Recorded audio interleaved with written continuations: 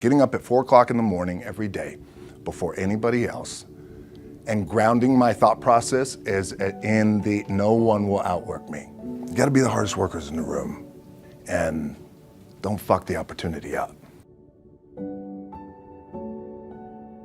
The first thing I would just want to say is this idea and this notion that you could be anything you want, you can accomplish anything you want, right? We hear that. You've heard that from the time you were little boys. You hear that now. You're already incredibly accomplished. You can win an NBA championship, MVP of the league. You could become president. You could become governor. You could do whatever you want to do. You guys know that. The thing that has worked for me is to remember the hard times. And I'm sure you guys all have your processes. And again, I'm going to tell you what's worked for me. Anything big that would happen, I would always take a moment and I just remind myself, all right, I was evicted when I was 14. We were kicked off the island. We couldn't live in Hawaii. Had no place to live. A lot of shit happened. Then when I moved to Nashville, I was arrested multiple times by the time I was 16 years old. Like, I remember that. And it allows me then to be present in the moment and understand, holy shit, the stuff I have around me right now, this is the shit that I dreamed of when I was a kid. I am here. I played for University of Miami, played for great teams. When I got cut from Canada, I had $7 in my pocket. And I always tell that story. So now my production company is $7, advertising agency is $7, everything is $7. So I always remember that.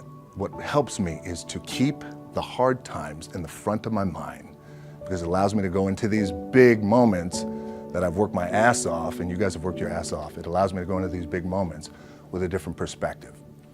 What it also does for me, and again, this is what works for me, but it's up against this motherfucker because it's what I believe in. And when my back is against this motherfucker, then there's nowhere to go.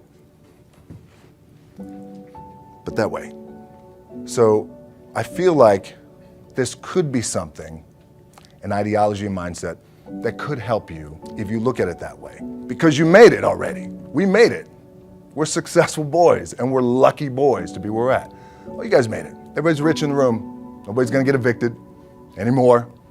Anything you got, there's no more money problems, right? You got a lot of hands out now. But when you make it, for me, I need this. I need this. So every day, my back is up against this motherfucker, and this is how I operate. And I gotta go that way. And I don't give a fuck who is in front of me. They're not gonna stop me. I feel like for me, it feels seamless because you prepared for so long, but it's just like you guys prepping for a game. That's the fun part. That's where it's like, fuck, it's fun, man. People are paying their hard-earned dollars to come see you. They're cheering, they're going bananas, they're booing the shit out of you or on the road. That's fun. That's what you live for. I mean, that's the juice right there. The prep is where the character's made. And I just don't mean the character I play, I mean the character in here. So for me, the prep is getting with the director, getting with the producers, getting with the writers.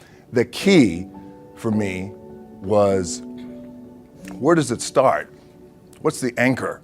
What's the anchor? So I could have all these ambitions and you guys have all these ambitions, which is great. But the key with me is just always finding what the anchor is. And the fucking anchor is getting up at 4 o'clock in the morning every day before anybody else and grounding my thought process is in the no one will outwork me. No one. I love and I respect you guys. You motherfuckers won't outwork me. So when I first started wrestling, I was 6 years old, rolling on the mats with my dad. My old man, a lot of you guys won't know this. Yeah, Rocky Johnson. My old man was Rocky Johnson. He was the first black WWF at that time. First black WWE tag team champions with Tony Atlas back in 1983. But before the wrestling part happened, I was just in the gym putting in the work. At 6 years old, rolling around on the mats. And finally when I could touch weights at 13, that's what I was doing. But the weight part for me and the gym part has always been, has to be the anchor. But eventually, and I promise you this, the one thing that will never, ever, ever go away is you get your ass in that weight room and you put in the work. That's gonna happen when you're 30, 40, 50, 60, 70. That never goes away. You get on the court, you shoot some shots, but you're gonna wind up right back in the weight room. Film gives me the biggest opportunity to make the biggest impact, global impact. I don't want to make small movies. I love and respect our movie business, but I want to make big movies that do well. And when they do well, it's not the money thing, because we have money, right? Money's good. Money's good. It ebbs and flows. It's the idea that I can impact as many people as possible with a big global movie. And when the global movie is touching $1 billion, that sounds good, right? It's good for the bank account, it's good for everybody involved, everybody's getting their piece of cake, it's great. But what that does do, I know I'm impacting people around the world by giving them some good entertainment, making them feel good. I leave home like you guys left home. I'm ready to tackle the world, to get after it, achieve my dreams and goals. Fucking crushed by 22, 23 years old. Now I gotta move back in with my mom and dad. I played on great teams though. Wait a second, this is not supposed to be my future. I'm supposed to be in the NFL right now. I'm supposed to be making a lot of coin and buying my parents shit, buying me shit, taking care of my wife, but it never happened. So I pulled out my wallet, I thought, well, let me see how much money I have. I opened it up, I had a 5, a 1, and change. I'm not fucking around, and well, at least I rounded up to $7. But I thought, God, ain't this a bitch? I got $7 in my pocket. Where the fuck do I go now? What do I do?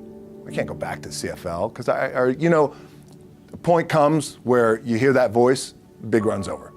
Like, you're done, right? So I heard that voice. What this also helps me do, and again, it works for me, is at some point, you gotta be fucking tired of not being number one. You have to be, and you gotta fucking play angry, and I play angry. Now, I'm cool and calm with my approach, and when I step out on my field, which is a set, and you're always gonna have haters, and haters are like, well, God damn, man, how many movies are you gonna make, or how much shit are you gonna do? Like, you do a lot of shit. I say, yes, because my ambition. Of course, why not? I could do it. Yeah, I love what I do. And not only that, but in what world do we not work every day? It doesn't mean, it's just like you guys in the off season. You gotta work every fucking day. It doesn't end. My back is up against this thing, and I started to play angry, by the way, and I still play angry, but I still stayed focused, and I still had still put in the hard work with my 2 hands, and that's it. And that's what it comes down to with you guys too. Look, but the one thing I do want to leave you with is, as you guys know, there's nothing you can't accomplish. You're gonna go on, you're gonna become world champions.